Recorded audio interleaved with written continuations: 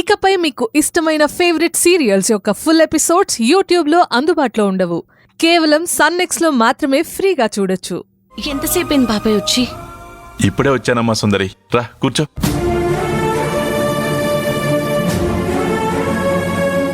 నీకోసం సున్నుండలు తీసుకొచ్చాను.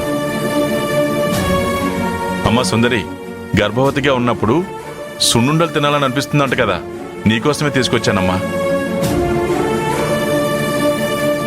సుందరి, నీకు సున్నుండలంటే ఇష్టం ఉండదని నాకు తెలుసు. అనుకి సున్నుండలంటే ఇష్టం.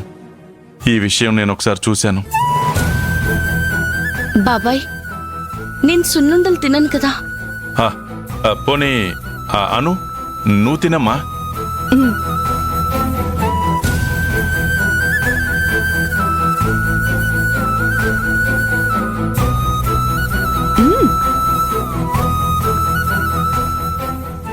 బాబాయ్, నాకు సున్నుండలంటే చాలా ఇష్టం తెలుసా? అందుకే తెచ్చాను తల్లి.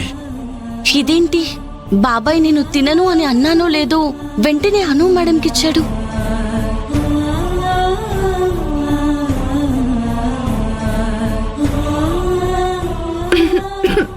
అమ్మా అను, మధ్యలో తెస్తాను.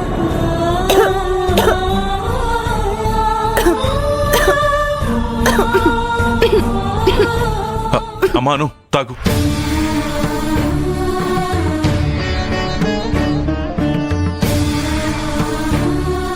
నేను ఇంట్లో బాస్ లాగా బిహేవ్ చేస్తానని అన్నాను. బాబాయ్ వచ్చినా ఎవరొచ్చినా నేను ఇంటికి బాస్నే. అమ్మా అను, నువ్వు సుందరి మంచిగా ఉండాలమ్మా. ఏం మంచిలే బాబాయ్, నాకు అర్జెంటుగా 5 లక్షలు అవసరం ఉందంటే పైసా కూడా ఇవ్వని ఉంటుంది. అమ్మా సుందరి, అర్జెంట్ అవసరం అంట కదా, ఇవ్వచ్చు కదమ్మా. బాబాయ్, ప్రతి పైసాకు నాకు లెక్క కావాలి.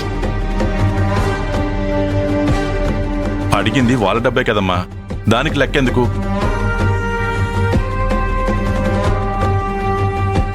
సరే అను, నువ్వేం టెన్షన్ పడకమ్మా. నీకు 5 లక్షలు నేనిస్తాను.